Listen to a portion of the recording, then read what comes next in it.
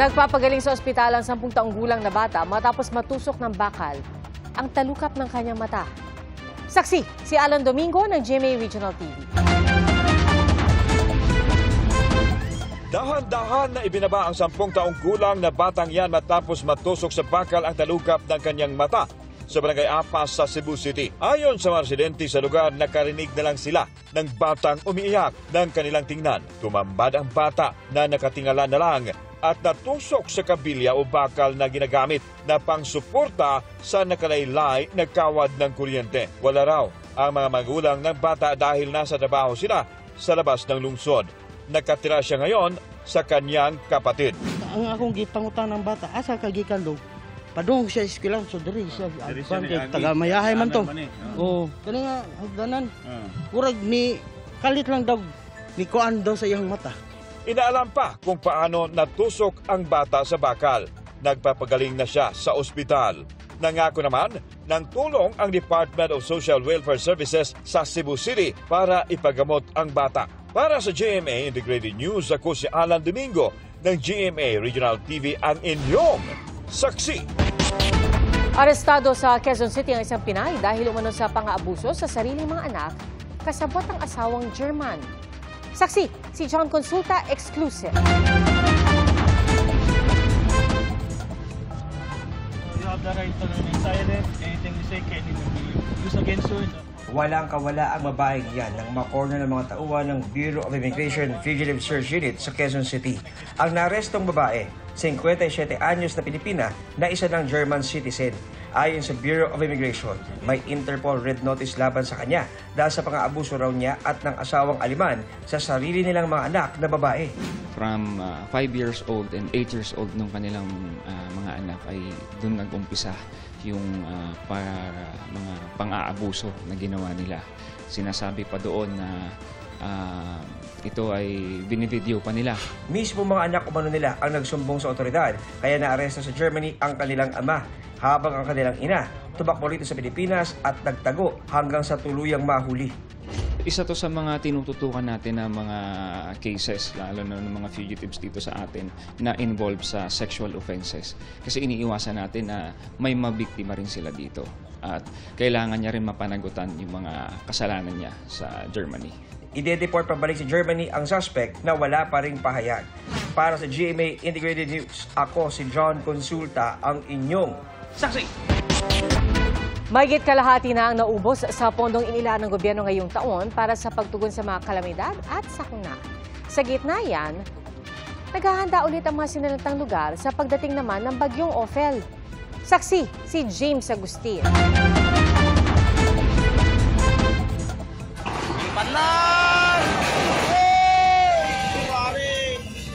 Kasamang bumagsak ang bahay na ito nang bumigay ang lupa malapit sa ilog, sa Bagaw, Cagayan. Walang tao sa loob dahil nasa Tuguegarao City noon ang may-ari ng bahay.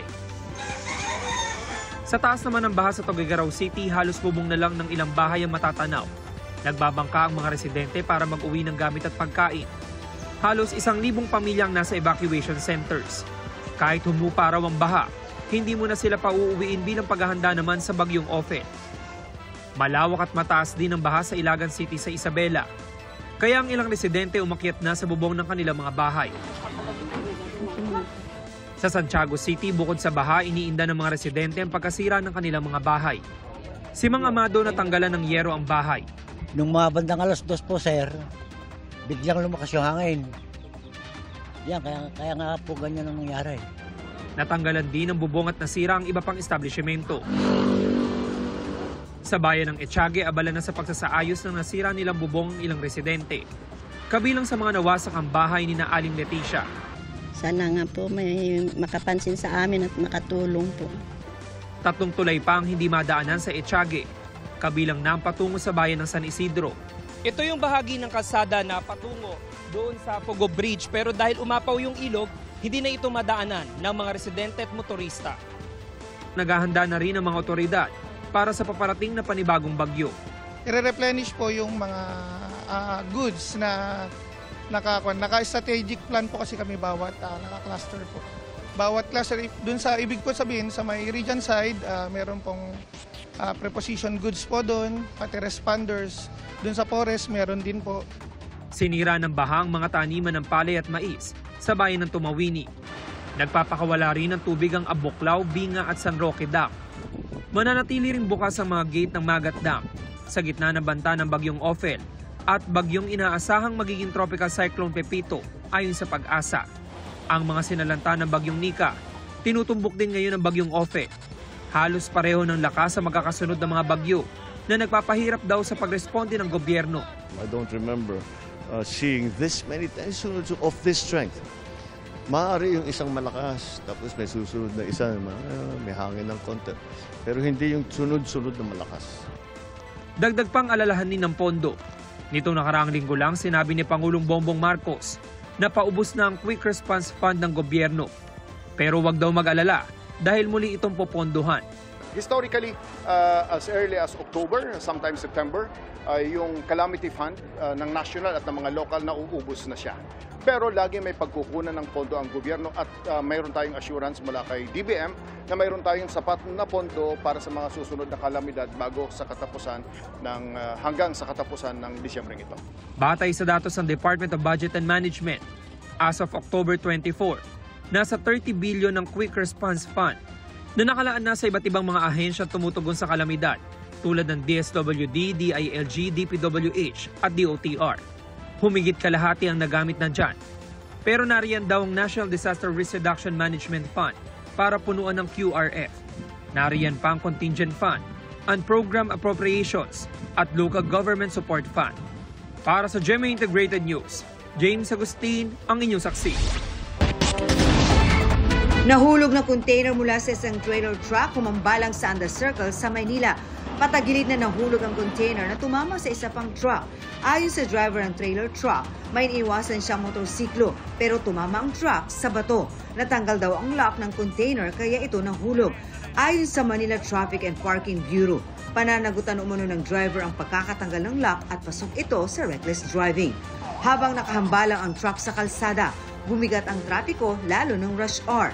Mag-aalas 6 ng gabi na alis ang naksidenteng truck. 4, arestado matapos mahulihan umano ng 1.5 million pesos na halaga ng shabu sa Parañaque. Nahuli ang mga suspects sa pinaniniwalaang drug den ng grupo. Na-recover din sa kanila ang 9mm na baril, magazine at mga bala. Inaalam ng Southern Police District kung dating miyembro ng Intelligence Service of the Armed Forces of the Philippines ang isa sa mga arestado. Wala pang pahayag ang mga suspect.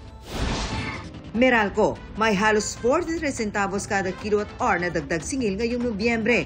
Katumbas yan na mahigit 85 pesos na dagdag sa electric bill ng kumukonsumo ng 200 kilowatt-hours. Ayon sa Meralco, bukod sa tumaas na demand, humina ang piso na nakakaapekto sa singil ng mga power producer pati sa liquefied natural gas terminal fee at mga buwis at iba pang mga bayarin. Para sa GMA Integrated News, Marisol Abduraman, ang inyong saksi.